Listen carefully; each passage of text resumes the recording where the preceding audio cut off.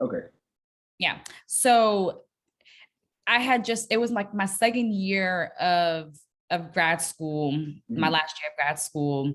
Um, and I was just thinking about like what it meant for me, like long term, if I wanted to be a diplomat. Mhm. And I'm not sure if you're aware, but like diplomats, like they get stationed to a new country every 2, 3 years, like depending on like how difficult the country is, like in terms of like hardship, like if there's like, strife there and stuff like that, you might stay lesser time. But the assignments are like really long, right? And you have to have like worldwide availability. Like they literally throw like regardless of like your language proficiency or like geographic like interest or expertise, like you get thrown anywhere in the world.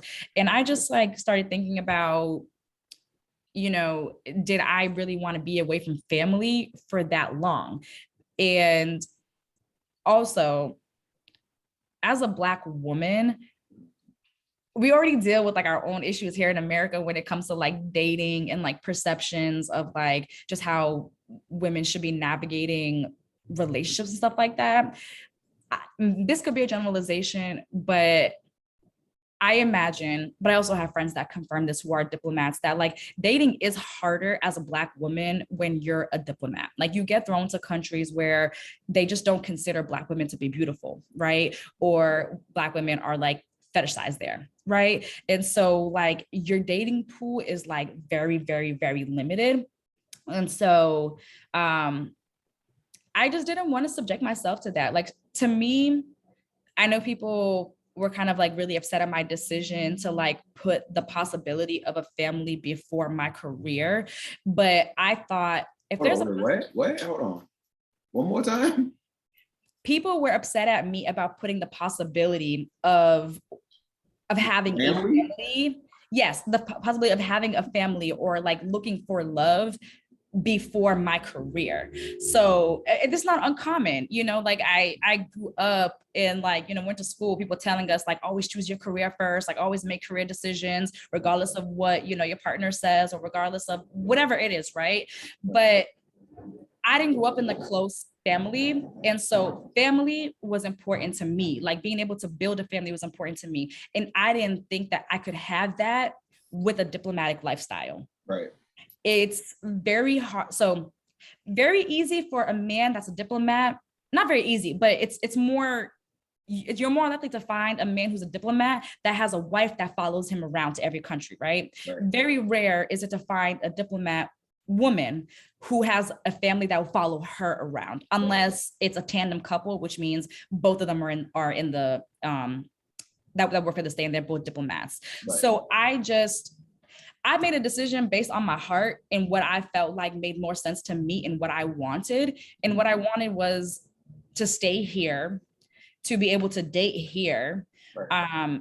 and to be able to start a family here without having to worry about long distance, without having to worry about, is this man, whoever he is he going to follow me to whatever country I get thrown to, Kazakhstan, I can get thrown to Turkey. I can get thrown literally anywhere. Right. And is he going to follow? And that's stuff that women have to think about. Like a lot of times we do have to make career decisions based on other things. And do I think it's wrong? No, I don't think it's wrong. It varies by, by woman, and it varies by man, but it's just not something that I was willing to subject myself to just in case. And I do have a partner now. We're in love. I'm sure marriage is in the future, all that great stuff. But I don't think that would have been possible if I was country hopping every 2 to 3 years and didn't have the option to just like sit someplace and build with somebody. So, and that's just because, like I said, family and building one was important to me. So I guess they were saying be a career-driven woman more than a family-driven woman. Yeah. That's exactly what it was. Was that advice from other career-driven women?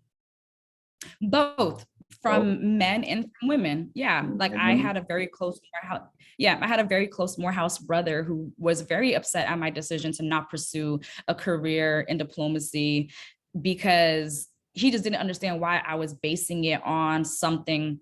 almost like fictional. It's like, well, you're not in a relationship right now. You don't know what your future relationship dynamics will be like. You don't know if you'll find somebody that will follow you, but why not pursue this right now if you enjoy it?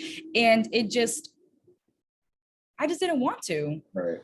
I didn't want to. So It's a lifestyle. I think that's what a lot of people didn't understand. Like diplomacy, being a diplomat is not just a job, it's a lifestyle. mhm. Like you have people that the government sends to your home to help you pack up your entire life and move it to a new country every few years.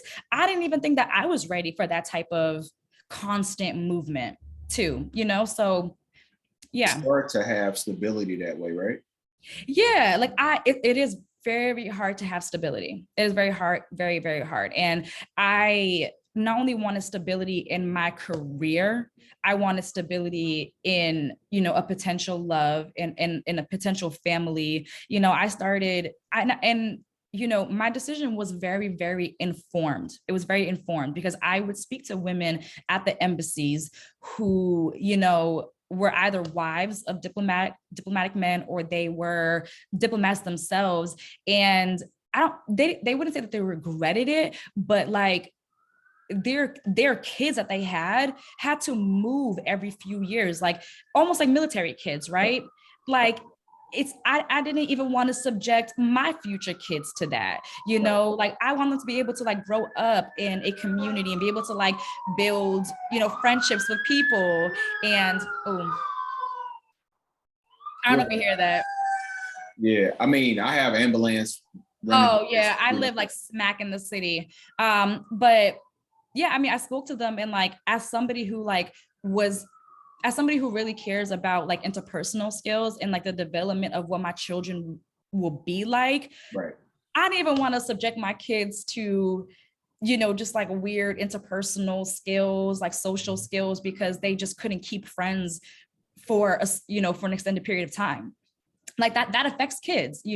So again, my decision was very, very informed by a lot of stuff, like stuff that I don't have yet, but like it's stuff that you think about building. Like you don't have a family right now, but you think like, what will I want my family to look like? What do I want my partner to look like? And so those are all stuff that I thought about and took into consideration when I thought about that career, and I don't regret my decision. Honestly, if I had a daughter, I would advise her to do exactly what you did. Because if you think about it, what are the chances of you finding a mate living like that, man or woman? Yeah. It's hard. It's just a hard life. And then hard. You put kids into the picture. That's not beneficial for the kids. Like it's not. And military kids, like some of them love that lifestyle, right? I mean, they have a lot of perks too, being military kids. Military families have it pretty good here too. But it's just, yeah, I mean, like if I could control the development of my kids when it came to their interpersonal skills, like why not do that? Why not make it a little bit easier for them where they don't have to go to a new school and make new friends every few years? I just didn't want to put anybody through that. Yeah, I understand, man. Yeah. All right. I mean, look, you got a partner, so I do. And he's also in dental school like yourself, going to his 3rd year, and he loves it. So yeah, I'm supportive of his dreams. He's like super supportive of mine. He's been through, these last 2 years of watching me really grind and really like struggle through this like law school application process, and has also been here to celebrate my acceptances as well. So it's been nice. It's been nice being able to like grow with him and grow in our careers as well. So I wouldn't have found him if I was, in in another country, if I was in Asia somewhere. So right. Yeah, especially if you are trying to date Black men. Like, and that is a priority of mine. Okay. Yeah. Yes, I want a very Black family. I don't want my kids to have to, and I'm sure they will, depending on like the community that we live in. But again, if I can control like how they understand their like racial identity, like I will control that, and I will make sure that they understand where they come from and that they're beautiful, and I just, yeah, if I can control how much turmoil and like struggles my kids have to go through. Like, why not do that? Like, so Man, yeah. I respect that, man. You put your family before a job or a career, or like that's I don't feel like I compromised though. That's the thing. Like, that's why I feel like a lot of people at that time didn't understand. It didn't feel like a compromise to me. It didn't feel like I was settling either, because when you think about it, it's difficult to talk about diplomacy without talking about law either. Like, international affairs has a lot to do with law too. So I somehow still always ended up like finding my way back to doing legal work.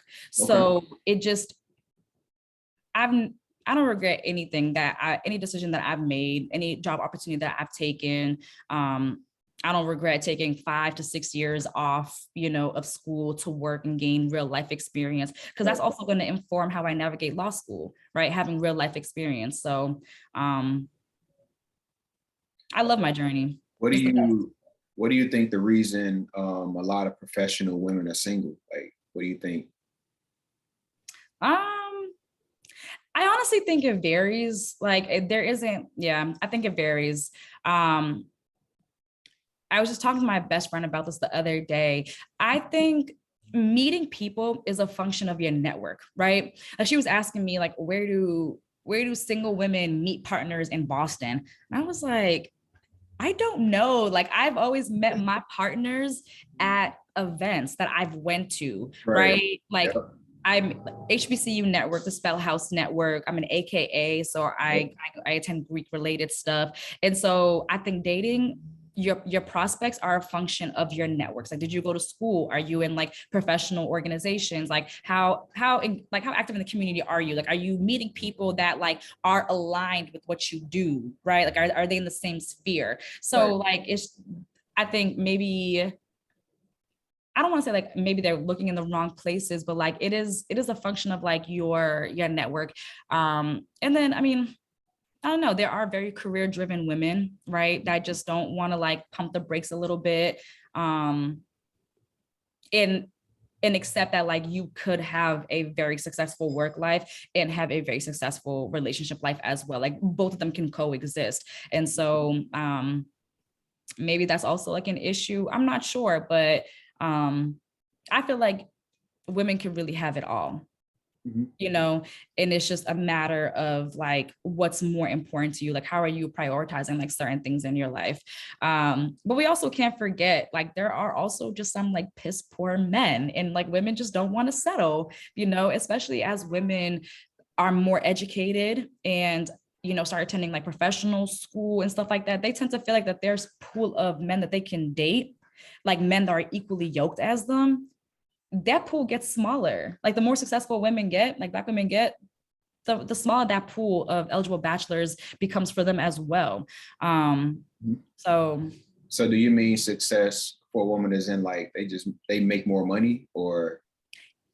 yeah, it can be based on monetary, or I mean, because you can be a lawyer and not make that much money, but I think like based on like your career, and I don't want to use the word elitist, but like when you enter these like elite fields, right? Like dentistry, like dentistry, medicine, all that stuff. And I'm sure you've spoken to like your female classmates as well. Like, the more successful that they're getting, the more difficult it is to find Black men, if they are intentional about dating Black, how small that pool gets, because there's probably more Black women in your class than there are Black men.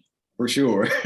You know what I mean? And so like, you just look at the statistics, like there's more Black women in law school than there are Black men, and so it's, honestly, it feels like there are more Black women like in all professional realms than Black men, like almost every last one of them. Yeah. But then it gives you the question like, okay, well, what do those Black women do? You know what I'm saying? Like, do you just be single forever, or do you date outside your race? Or if you don't want to, you want a Black man, then do you? Yeah, but you know what? I don't consider it like, so, I mean, again, I think it just, you have to start prioritizing like what's more important to you. Like, if you're a Black woman who's very successful and is making 200, 300, K plus a year, do you expect your partner to make that much too? Because if he does, that might limit your pool. as in regards to who you date, unless you date somebody who's also a dentist, who's also a doctor. But if you just care about somebody who just loves what they do, like they're a teacher, like that might mean that as a woman that like you're shifting how you think about stereotypical gender roles, right? Like, are you okay with that? And then are you also dating a male who doesn't exhibit toxic masculinity, and is he okay with you being the main breadwinner? So I just think that people just have to like really think about what it is that they want and prioritize that.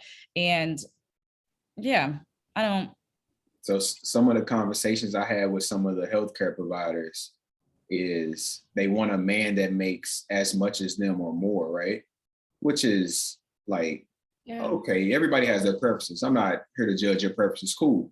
But I'm like, yo, you make the most amount of money in the world. So if that, but you know what? There's nothing wrong with that. If that's what she wants, right, then she has to continue dating in the sphere that she's in, because you're not going to find that in an educator. You're not, unless they're like the dean of the school, maybe. And that's like only one or two of those. Yeah. So it's like you either have to like temper your expectations, and it doesn't mean you're compromising if you do, right? But like, let's be a little bit realistic, right? Like a dentist is making a lot of money. Like y'all have the potential to make like $500,000 a year, depending on what you want to do, know? So it's like, and then you all start thinking about it, right? Like the way that I started thinking about it. If you have two like high profile parents in a household, who's going to have time for the kids? So not like, the person also has to start thinking about like, if I'm, hustling and bustling and making all this money and I'm always at work, do I want my partner to be like that too?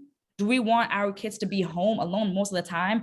Like I just think that like most people need to go through a self-love journey and a self-discovery and really figure out what it is that they want, because you probably don't want two high profile, hardworking people in the household if you also care about being around your kids and making that football game, your child football game, or, their soccer game or their baseball game. You want to be active in your kids', lives. Some things are going to have to give. Like, yes, you can have it all, but like, you're going to be burnt out. You're going to be burnt out. You want to make good money, but you want to enjoy it. You want to be able to enjoy your family too, your kids, your partner, your like parent-in-laws, your parents. Like, you want to be able to enjoy it. And so people need to be realistic. You think that the men see it the same way? As if, how women, you said women sometimes don't want to lower their standards and all that. Do you think men feel the same way? Like, I need somebody to make as much as me, and that type of stuff. There's definitely men that think like that. Yeah. And like I said, there's also nothing wrong with men wanting that as well. I just think that people need to like think about the longer term effects of what you're looking for in a partner, but like, I have a partner who understands like both parts, right? Like I have a partner who's like, if you want to work as much, go ahead. But if you also like want to be a stay-at-home mom after some time, like we can make that happen too. Or, like there will be a point in our relationship when I will be the breadwinner because he'll still be in residency, right? So like, you just have to like understand like what you're getting yourself into. Like I have a line sister who like, was the main breadwinner for several years until her partner ended up graduating, dental school as well. Like there's sacrifices that like both people have to make in the relationship to make it happen. And I do think that there are men that think like that, but I don't know. They might struggle finding partners as well too. Question. Who the men have struggled finding partners? They might, if they think like that. If they think if they want somebody, because you can have somebody equally yoked, but it's like, are y'all even gonna enjoy each other with all the time that y'all work and all the money you're making? Like, right. What are you making all that money for? So do you think the breadwinner thing is that big of a deal? Like as far as husband and wife, or like in my household, it's not, but does that mentality exist? Yes.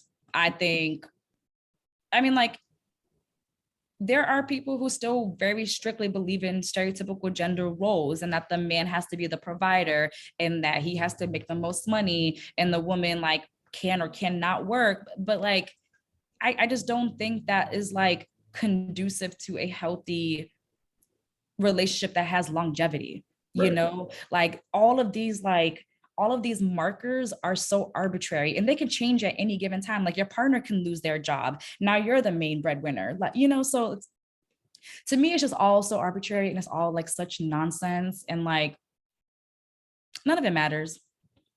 Nothing really matters. Like, just love your job, you Right. know, build a happy family if that's what you want. Or if you're a woman who doesn't want a family, but you still want kids, make that happen.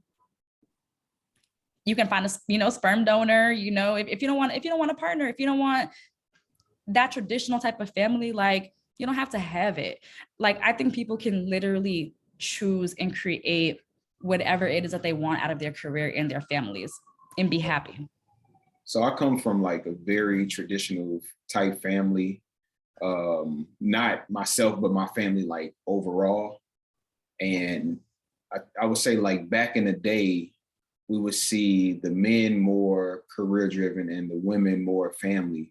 But like as I talk to people now, like colleagues and stuff, it seems like the women more career driven and the men more family. What do you think about that?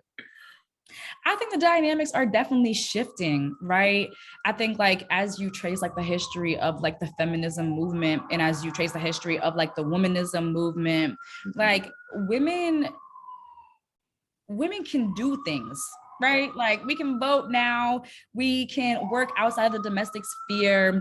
And I think like women are taking advantage of that. You know, it's like with like we've always like thought about legacies as like men creating legacies, right? So like if you have a boy, that's how like your legacy is passed on. But like you can create a legacy in so many different ways. So like now women are creating their own legacies, right? It's like, how am I writing my story? You know, like her story.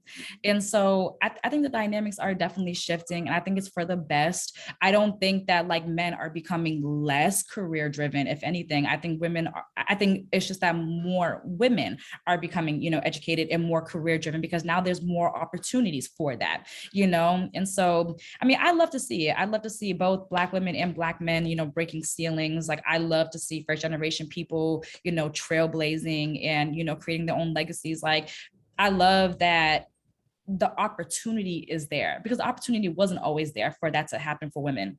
Right. You know, and women are taking advantage of it. That's why these terms like girl boss exist now, you know, like it's like like the dynamics are changing. Like now it's possible, like there's bosses, but there's girl bosses too, you know, like I I love it for everybody, whatever makes people happy, Yeah. honestly, you know.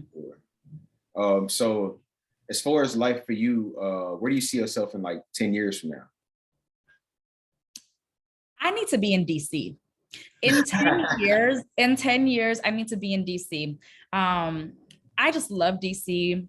I think if I could have it my way, I would live in DC now because I think they have an amazing young Black professional like community there.